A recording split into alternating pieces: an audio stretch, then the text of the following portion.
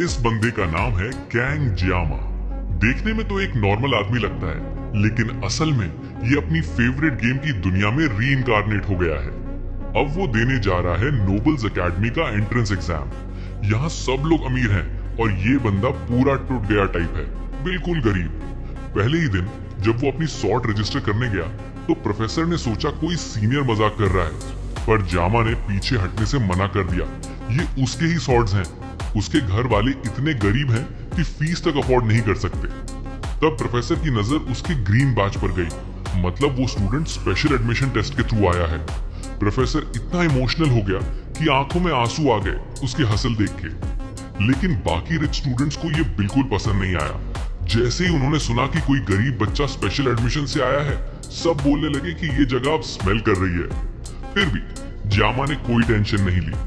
अपनी पिछली जिंदगी में उसने कभी चिल लाइफ नहीं जी, तो इस बार वो फुल मस्ती से जीना चाहता है। वो यंग है, गुड लुकिंग है और उसके पास एक रेयर एबिलिटी भी है, लेकिन एक वियर्ड कैच के साथ। वो सिर्फ 30 सेंटीमीटर से छोटी सॉर्ड्स ही यूज कर सकता है। मतलब पावर है पर हैंडीकैप भी। जब उसने अपनी एबिलिटी टेस्ट की तो पावर इतनी ज्यादा थी कि सॉर्ड से लाइटनिंग निकल गई और उसके पूरे बॉडी में एको हुई।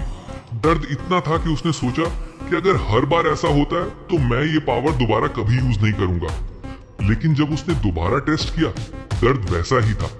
तभी वहां लोग एकेडमी के रैंक सेरेमनी के लिए जमा हो रहे थे। सारे टैलेंटेड स्टूडेंट्स आए हुए थे और सबसे ऊपर बैठा था एक बंदा, क्लिंगा सिगफ्रीड वॉन निबेलंग, जो 7 लेजेंडरी हीरोज में से एक था।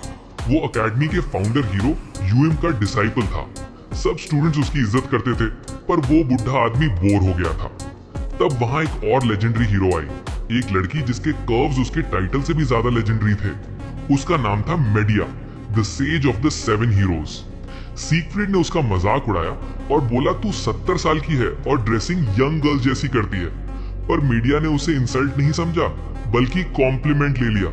उसने बोला अगर तुम मेरा ब्लेसिंग लोगे तो 10 साल यंगर दिखोगे। पर बुढ़ा मना कर देता है, कहता है बुढ़े को अपनी उम्र एक्सेप्ट करनी चाहिए। मीडिया बोलती है मेरे अंदर यंग एनर्जी है, इसलिए मैं ऐसी दिखती हूँ।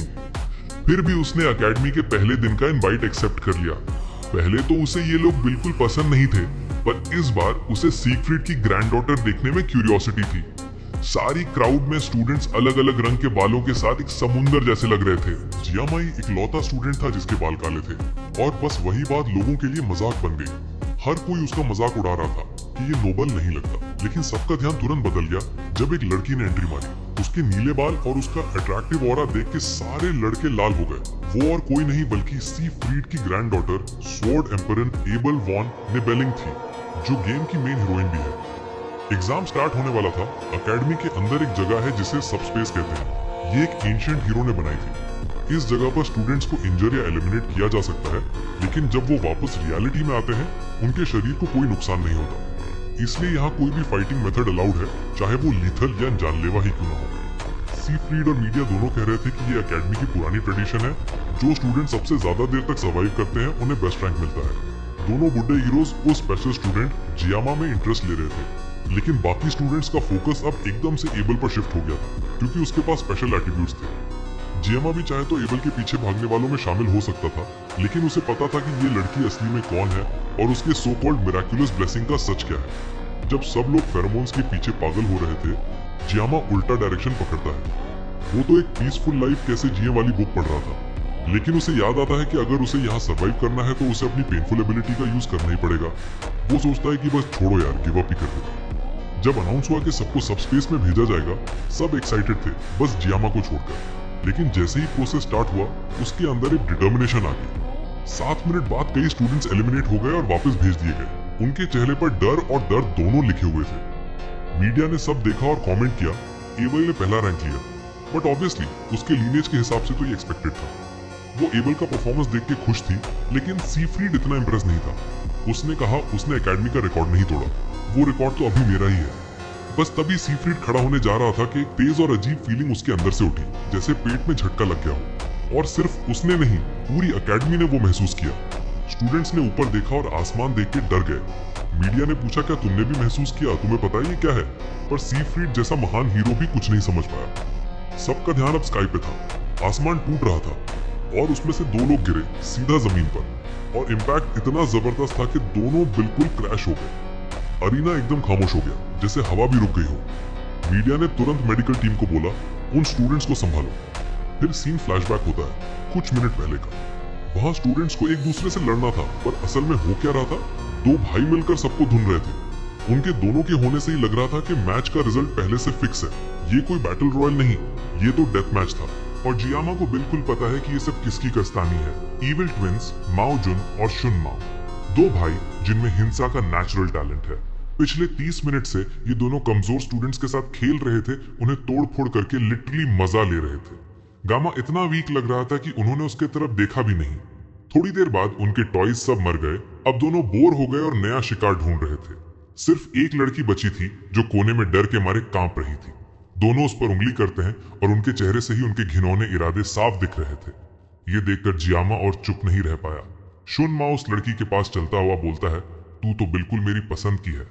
बस गामा के लिए यही लास्ट ड्रॉ था। अरीना के पीछे से जियामा जोर से चिल्लाता है और दोनों भाई तुरंत उसकी तरफ मुड़ जाते हैं। अब तक जिसे उन्होंने इग्नोर किया था, अब वही उनके टारगेट लिस्ट में टॉप पर है। वो गामा के नेम टैग का कलर देखते हैं और हंसने लगते हैं। स्पेशल एडमिशन स्टूडेंट, क्या बकवास। वो डिसाइड करते हैं कि इस गरीब स्टूडेंट को तुरंत खत्म करते हैं ताकि दोबारा उस लड़की पर ध्यान दे सके। जियामा सोचता है, मैं क्या करूं, मेरा पेनलेस ब्लेसिंग सिर्फ 30 सेकंड्स तक काम करता है। इन दोनों के सामने तो ये टाइम कुछ भी नहीं। एक ही ऑप्शन बचा है, उसका बैट ऑफ सशीमी नाइव्स। लेकिन जैसे ही वो कोई ब्लेड उठाता है, स्वॉर्ड गॉड का ब्लेसिंग एक्टिवेट हो जाता है और उसके साथ आता है वो हद से बाहर का दर्द। वो तो एक सेफ और शांत जिंदगी जीना चाहता था और अभी आधा दिन भी नहीं गुजरा, फिर भी वो अपने बैग में हाथ डालता है और एक छुरी निकालता है। दोनों भाई उस पर जोर से हंसने लगते हैं। शुन माओ बोलता है, अब ज्यादा टाइम बर्बाद नहीं करते, और सीधा गामा पर जंप करता है। जियामा के पास चुनने का कोई ऑप्शन नहीं, उसके पास सिर्फ एक डेस्परेट प्लान है। वो डिसाइड करता है कि अपना पेनलेस ब्लेसिंग यूज करेगा ताकि वो स्वॉर्ड गॉड के ब्लेसिंग के दर्द को कैंसिल आउट कर सके। सिर्फ 30 सेकंड्स तक उसे बस होल्ड करना है। वो अपना पेनलेस ब्लेसिंग एक्टिवेट करता है और उसी मोमेंट सशीमी नाइफ ड्रॉ करता है। उसके साथ ही स्वॉर्ड गॉड का ब्लेसिंग जग जाता है और छुरी से बिजली जैसी ऑरा निकलती है। शुन माओ एक विकेट स्माइल के साथ उस पर उतरता है। अब जियामा के पास सिर्फ एक रास्ता है। अगर वो इस सिचुएशन को नहीं काट सकता तो वो मर जाएगा। लेकिन क्या एक सशीमी नाइफ सच में एक इंसान को काट सकता है? उसे अपने ओल्ड मास्टर, एक एक्स गैंगस्टर की बात याद आती है। उसने पूछा था, मास्टर, गैंगस्टर मूवीज में लोग सशीमी नाइफ से लोगों को काट देते हैं, क्या वो सच है? मास्टर ने बोला था, बकवास। आदमी कोई मछली नहीं होता। चाहे खुद भगवान आ जाए तो इंसान को फिश की तरह नहीं काट सकता। लेकिन ब्लेसिंग ने उसे एक बात बताई थी, अगर तू चाहे तो तू काट सकता है। अपने मास्टर के लॉजिक से ज्यादा ब्लेसिंग पर भरोसा करके गामा अपनी छुरी सीधा जंप करते हुए शुन माओ की तरफ थ्रस्ट करता है। एक पल के अंदर शुन माओ 2 टुकड़ों में कट जाता है। पूरा अरीना शॉक में जम जाता है। बाकी स्टूडेंट्स और उसका भाई माओ जुन दोनों स्टंट खड़े रहते हैं। वो शांत उदास लड़के ने सिर्फ एक किचन नाइफ से इम्पॉसिबल कर दिया। शुन माओ का 2 टुकड़ा हुआ शरीर जमीन पर गिरता है। माओ जुन चीख पड़ता है, अपने आप को याद दिलाता है कि ये सिर्फ सबस्पेस है। उसका भाई असल में मरा नहीं, लेकिन जो उसने देखा उसका असली डर कुछ और ही था। वो अपने आप को संभालता है और बोलता है, मेरा भाई केयरलेस था, अब उसे अपना बदला लेना है। वो अपने भाई के बॉडी से पावर गॉन्टलेट निकालता है और दोनों हाथों में पहनता है। जैसे ही वो दोनों गॉन्टलेट्स पहनता है, उनकी असली पावर अवेकन होती है। उसकी डिफेंस डबल हो जाती है, जंपिंग पावर 200% बढ़ जाती है और उसके फिस्ट्स ट्रक जैसे मारते हैं। माओ जुन अब पूरा कॉन्फिडेंट था। उसे लगता था कि अब उसकी डिफेंस इतनी स्ट्रांग है कि एक एस रैंक वेपन भी उसे छू नहीं सकता।